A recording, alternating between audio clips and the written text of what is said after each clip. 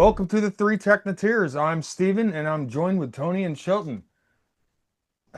Thank you, Steven. I've been watching Star Wars recently, and okay, so I want to have a Star Wars day. I'm gonna go ahead and, I'm on Star Wars right now, so I saw you looking. But like, um, a lot of the technology from Star Wars is actually possible now. Like if you were like actually put the money into it, you could do it. Like, like the guns, they're not lasers. They're like photon blasters. Like it's actually shooting something out. So like Like a you plasma could blaster. literally nice. Yeah, like literally, I mean, you could make that, Yeah. lightsabers, there's a billion designs for those already that it would literally make actual lightsabers, and then like the only thing is obviously the light speed travel and like getting stuff to just float so easily. But Yeah. like otherwise, I mean, because like as far as robots go, like we're there, like as far as like the droids and stuff, like we're at that level. It's just not commonplace. Yeah. Yeah. So since you're talking about light speed and stuff, there is a YouTube channel that I follow, and I think he's called Plasma, the Plasma Channel or something like that. So he talks about these.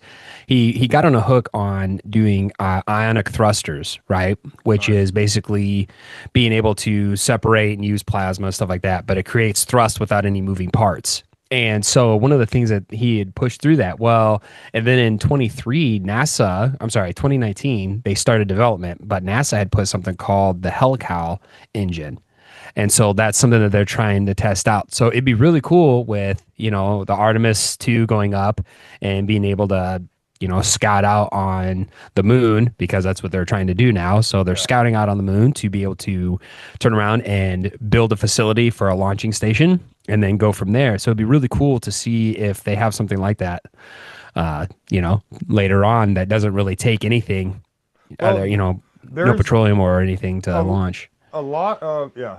There I know there's already like a good bit of satellites that already use ion drives, but it's only Yeah. for like maintaining orbit. Like Yeah, I think that's actually what Starlink is using. Are using something similar to that. yeah, I know probably. I they are mean, using a gas in those satellites, yeah. but I think it's like in comparison to like water weight, it's eight pounds per gallon, I think, or something Nice. like that. So it's 18 pounds per gallon for this fuel Yeah. that they use. But they're using something in correlation along with the ionic thrusters, so it's pretty cool. Yeah. I know they got you can literally use like the I think it's like the ionosphere or whatever, and just like run electricity through like really long wires and stuff to get more boost just using the atmosphere and stuff like I mean, there's not much atmosphere up there, but when you're in orbit, Sure. there still is just a little bit. And yeah, Yeah, I they think have there that was a monofilament satellite test that they used to do, yeah. and I don't know what they do now, but they tested this thing with this giant length of Yeah, of copper, right? And Yeah. they were generating electricity through the yeah, ionosphere. That's a good yeah, point. and it Forgot about would, that. yeah, and it was literally just generating just an ion thruster, but like with no fuel. Just is so big, like so long that it just, I guess, covered enough area to be able to touch enough of the atmosphere to create a substantial amount of thrust. But yeah, that's I want like if I don't know. I mean, I guess they'd have to figure out how to make it way more powerful to like get like ion thruster from ground to orbit. Yeah. Like That would it'd be have ideal. I know. So, like, one thing too, another company that's talking about, like, not necessarily launching humans out of this, but doing a perpetual motion. I don't know if you've seen that or not, where it's a cylinder. It kind of looks like a turbo, right? But it's a cylinder that oh, you're goes talking so about spin fast. launch? Yeah. It's spin launch, Yeah. So something else, instead of using, again, petroleum, oxygen, and all that to force us off the planet. But one of the things is they're just doing that perpetual motion kind of deal. Yeah. I think that'd be really cool to It's see. centrifugal motion, not perpetual Centrifugal, sorry, you're motion. right. Yeah. Yes. Yeah. If it was perpetual motion, they wouldn't be getting Yeah. any funding. Yeah, you're right. It wouldn't be. I was reading an article on perpetual motion, so that's kind of probably where I was leading with. Yeah. So, Man, I used to, when I was younger, I had some ideas for perpetual motion. I was oh so yeah. close. I almost solved it, I swear. But yeah. All right. So I don't have a perpetual motion device, but I do have a thing I built back in college that got me an A plus in one of my engineering classes. And it's funny you bring this up because or that you brought up the perpetual motion thing because that was the my professor was like, "Are you trying to build a perpetual motion device?" I was like, "No, that's not it." But I actually used Claude yesterday to try to come up with a more efficient way to do part of it. And I might take another stab at this. But the basic idea, it's kind of like a Stirling engine, but it uses the expansion rate of a gas, and so of a gas in a in a balloon, basically, and it's technically a buoyancy engine, and I'm not sure how fast it will work, but I've never seen anyone try to make a buoyancy engine before.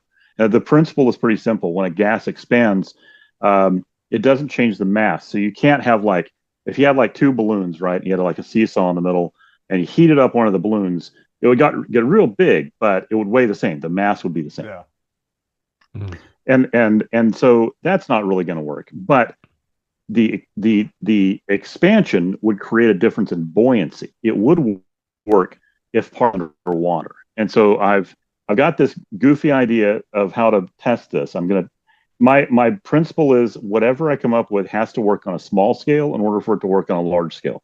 Because I've already been down that road before enough where someone says, yeah, the trick is you need a really big one of those in order to make this Yeah. perpetual motion Yeah. device work. Yeah. No, it's got to work at a small scale if it's going to work at a big scale.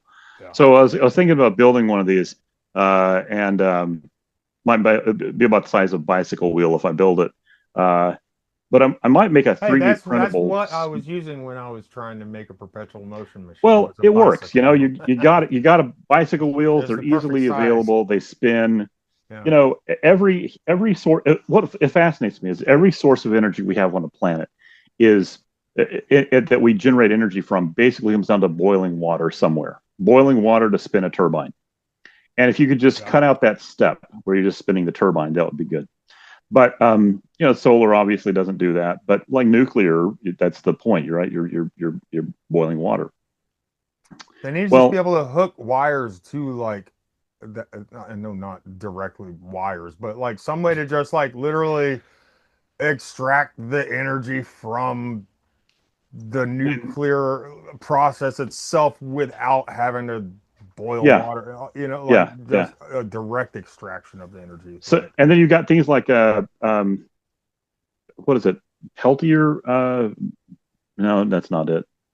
What's it? There's one of them that converts. You're talking about the ion stuff earlier. It converts energy into wind, basically.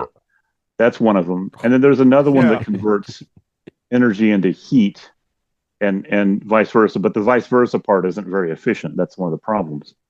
Um, you can cool off. They have coolers. I've got one for my Raspberry Pi that uses this. I can't remember what the stupid name is. Um, Yeah. but you know, It's there's a lot a of surface plate, right? That helps. It yeah, heats yeah, through electricity. It And heats on you one pass the side, cools on electricity the through. other. Exactly. Yeah.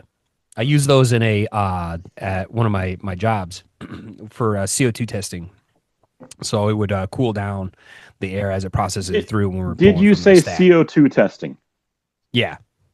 This is my current obsession right now is CO2 Oh. levels. And Oh so I yeah, bought a you've been CO posting about that. Yeah. yeah. So I bought a CO2 meter. I don't have it in my room. Wait, do I? I don't know if I brought it in with me. I had it. No, I got it right here. What the hell? Yeah. So in my computer bag, it's 1576 parts per million CO2 right now. Oh Okay. yeah, that's right. Yeah, you had Yeah, just talked about that on the last episode. We were talking about you getting that. Yeah. yeah. So I'm super stoked about this because it's weird what parts of my house have better oxygen levels in other parts, and I don't understand it. Um, went driving around, kept it in my car, and I never knew this could affect me, and yet here we are, right? So, Yeah. like in this part of my house, this office, it is roughly 1,200, which is the borderline for not okay. This has been my office for And 10 have years. you noticed, like, oh shit, so that's why I feel like this when I'm Well, in yeah, this I area mean, or for whatever? years, I was like, I blamed it on everything else. I was like, well, I've got a headache because of this or that or this other thing, you know? And now I'm thinking, what if it was just CO2 the whole time? What if it was Yeah, just poor ventilation? yeah. And I blamed Yeah. everything else on this. So I'm trying to be cognizant of that, trying to, you know, when I notice it, go outside for a few minutes or open a window or get a fan going or something to circulate the air, see if I can fix that. I guess Um, I need to put a CO2 meter on my robot. Yeah. yeah, There you I go. mean, That way it You can definitely inform me could do like, that. hey, we're in like bad CO2. We well, should I, fix Because I so on your sorry, go ahead, Jillian. no, I was going to say Tony knows way more about this than I do about the technical aspects of it. Yeah, so we were running a stack at a facility, a cement facility, and we would pull data, ever so often, and through this whole analyzer process, through the CO2 analyzer, and it was really cool how it does it. So, and you have to have stuff like right on it. We were dealing with some radioactive setup. I did this for a little while. So a good friend of mine, really good friend of mine, he's really, really good. He knows way more about it. He's actually currently still with the company and does this on the daily. But the device itself was really cool and it broke it down. And if I remember correctly, there's two different devices while it's taking it for CO2 counting. And then there was another one that used gold plated mirrors. And so it would have to bounce off so it could get the particulates and separate them somehow Hmm. through that so we can basically graph everything and see all that. So Hmm. I don't remember the name of the analyzer itself. But Steve, on your robot, you're running that with an Andrino, right? Well, it's got an Arduino for the motor control and like Motor sensoring, control. but I have a Raspberry Pi on it as well for running the camera through and well, yeah, all the sensor information and the camera and everything runs through the Raspberry Pi and then through the Wi-Fi to this desktop. And this desktop is where the AI is actually running. So, Gotcha. Yeah, so they totally make a CO2, like a little CO2 analyzer that runs on the Adreno. yeah. So you could definitely adapt it right to it. Oh yeah. So just throwing that out there. I mean, that is pretty cool. Something else that could be traveling around in your house. Yeah. Might as well. Speaking of which, like that So too with the if robots, I know we're trying to, no, I'm not trying to rabbit trail or anything too, but I just seen a new, I want to say it's Arlo. They just came out with a new like security system. So like they have like this whole home security system and it's a fly around drone with a camera on it that you could see and it flies Uh, your whole house. I thought that was really cool it's too. all I'm not trying to rabbit automated or trail from that. whatever. I love the other sensor part and stuff, so we could stay on that. But I thought that was well, really cool. I just saw that the other day. Yeah, that's super cool. okay, so my bigger obsession is with the unseen, the things that affect you that you don't see, that you don't know about. Because, like I was saying, and this maybe this is programmer talk or something, but from programming, one of the things I hate more than anything else is getting to the end of what I think is a bug, trying to nail down some bug, and finding out that wasn't it at all. None of it was right. It was something completely different, affecting everything, and I've been chasing a ghost forever. Yeah. And Mm. then I started thinking, well, what kind of things are going on in my life like that? Are my allergies, or are they something else? The headaches, are they migraines because of my diet, or are they because of the environment, something else?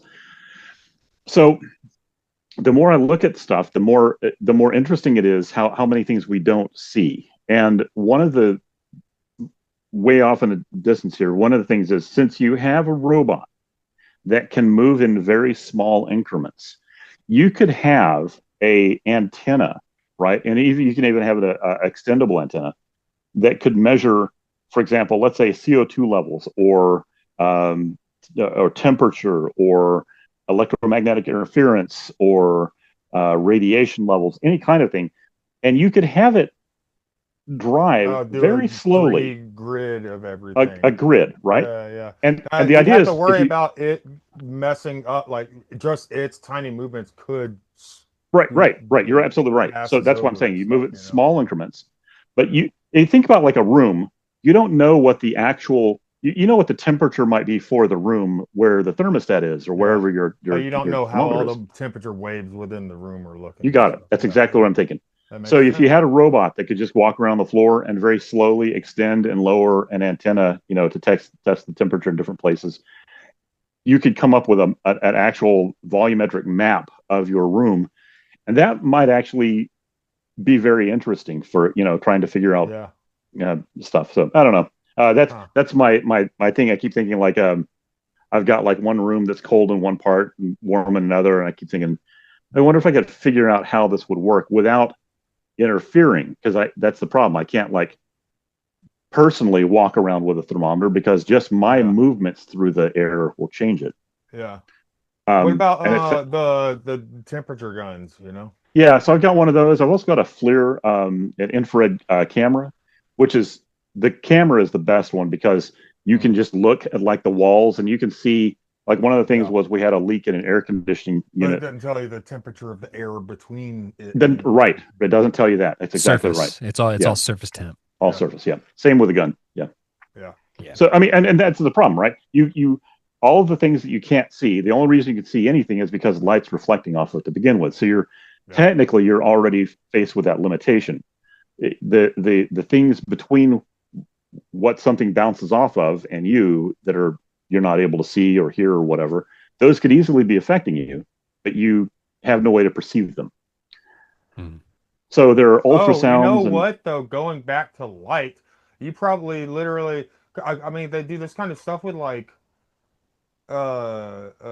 telescopes in space and stuff, you know, like how light moves through gases and stuff like that. It'll appear different, you know. You could, if you had like some yeah, extremely precise kind of sensor or something, you know, for doing that in like a small scale environment, like a room, instead of, I thousands I of think light you years nailed like in it. space. I think you nailed it. I think it's the extremely precise part of that that's the problem because Yeah, you could see it for Yeah. a distant star and a planet yeah, and stuff like that, but seeing it up close this at this yeah. distance might I mean, it's be like, you could see it up close, like if you got like your boiling water or something, you know, and then like the air above it, above your pot of boiling water, you know, will be all wavy and stuff, you know. But as yep. far as like, it's like you need the temperature to be extreme, or you need uh uh extreme precision, you Yeah. Well, know. I mean, my assumption here, and no, yeah, I'm not going to make that assumption publicly. No, I'm trying to think about how heat affects the wavelengths of light, but I'm not going to guess on that one. Someone else is way smarter than me has already figured that out. But you're right. I mean, there and so Tony probably knows all about this measuring CO2. You try not to affect the area if you're trying to learn something about it, right? And so Yeah.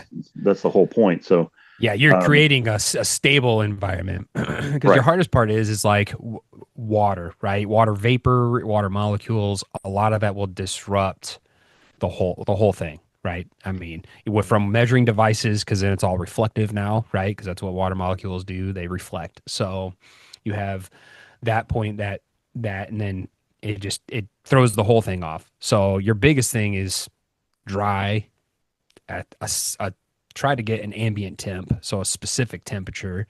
That way, your testing is very consistent. So, yeah, that makes sense. That makes sense.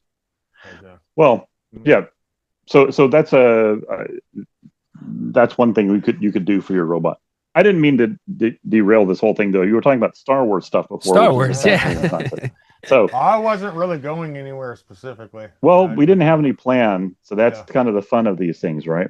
yeah, yeah, So, yeah. so other Star Wars stuff, right? So you got tractor beams.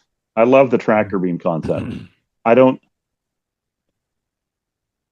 I can't think of a way that it would actually work. Um, That's the problem. But that's what I love about it. Is it's one of those Um, things where ooh, I just saw something recently where they you, like actually made a tractor beam. you could do gravity and you could do magnetism and you could probably do static something. So there's something there, but I don't know. Well, I think they did it with sound. So like it wouldn't Huh. Yeah. work in Okay, space. so since you brought it up, I want to throw something out there because I want to put it on record. I I'm thought ready. about this about 4 years ago. I was doing a class in Louisville, Kentucky, and I was with my colleague at the time being, and we were at dinner and we were talking, and I said to him, I said, sound is going to be the largest beneficial part for all kinds of movement. I think sound has everything to do with the vibrations, the whole 9 yards. That's what causes everything. So to me, like to be the Jetson, right? To be the flying without using anything to propel, I really think it is going to be sound. And I had this idea of taking basically a wheel well and doing micro speakers. I shouldn't say micro speakers, right? But small speakers essentially. And you've seen a lot of people do these tests where they take like styrofoam, right? Something that's a physical form but extremely light, and they will do the two frequencies to each other and cause it to float. And then they started Yeah. doing it. I think MIT started doing it with water molecules, where they were able to levitate water molecules, water droplets. And I said to him, I said, believe it or not, I think within the next 10 years, if we can get it to work, it would be basically a wheel well and get so if you take the concept of a wheel well and how motion works, if we're able to get something to lift the weight of a vehicle or something, a mass, you could direct how that tone is. Or you could get rid of the wheel well and do something almost like a open wheel car, right? Instead of a car wheel itself, it's a group of speakers that will levitate the sound frequency volume wise up and down, and it actually be like an a electric motor, like a servo motor that would allow it to swivel back and forth, so then that way To you could get adjust your the height motion, and stuff. yeah, height, motion into forward and stuff like Yeah. that. But I have a good So feeling that what sound is I what's had going to be taken off. Yeah, what I had read is what you're talking about with the styrofoam and stuff. Yeah, it's literally just like just using sound waves to, the sound waves are going back and forth, so they're constantly grabbing and pulling the Hmm. thing, like, and so they can move it where Yeah. they want. Well, It's a and what's literal crazy. tractor beam, like, Yeah, sure. And what's crazy to think about too, right? It all comes down to vibration, and you start breaking it down to atoms. Everything has that frequency, right? Everything comes back to like, you know, that specific frequency. So that theory was that, for instance, no atom actually touches another atom, even though you feel like when your fingers are touching each other, they're really deep down inside, they're not. But if you could become the same frequency as your wall, you could like for instance, we'll go back to Superman, right? Superman was sitting there and he talked about in an episode where he could vibrate so fast that he could walk through everything, and that's what he did. He like vibrated the same frequency as the wall and walked through the wall. You're able yeah. to push those atoms around and all that stuff. And You get a little more technical and you start yeah. turning in stuff like the fly, where he's like, oh yeah, I'm gonna go teleport from here to here, and then like you guys became the same frequency, and now you are combined, or the Manhattan Project, right? So you start talking about that kind of stuff where you're like, oh, hold on a second. So I, I think the limiting thing on sound is going to be the medium. It's going to be air because sound requires air molecules in order to transmit. And so that's true I too. wonder if Yeah. it's a physical thing, if there's like a limitation to the like, and I don't know the answer to this, but Well, I wonder, like when you have like a shock wave or a sonic boom, and you have this compressed sound, but it's compressing the layers of air. I wonder if a vehicle would have a similar kind of thing that it would have to. I mean, I wonder if this is a hurdle that they would have to cross. Is how do we transmit that much pressure in order to lift the vehicle up through the medium without um, just having a giant gust of air shooting down at the same time. Yeah. And I don't Yeah. know. It's interesting. I haven't really thought about audio as a propulsion. I don't. That's interesting. Yeah. I and I was thinking it might. I saw this article like years ago about how like scientists had somehow made like solid photons or something like that, and so Mm.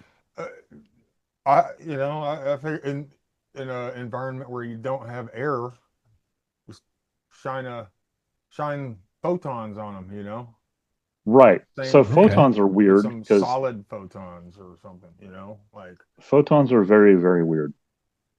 so. That's all I can say about that. Yeah, yeah, they are. And there's a lot of stuff Yeah. that I feel like we don't understand. There's a lot of underlying principles that define how these objects move. And you brought up the thing about atoms not touching each other.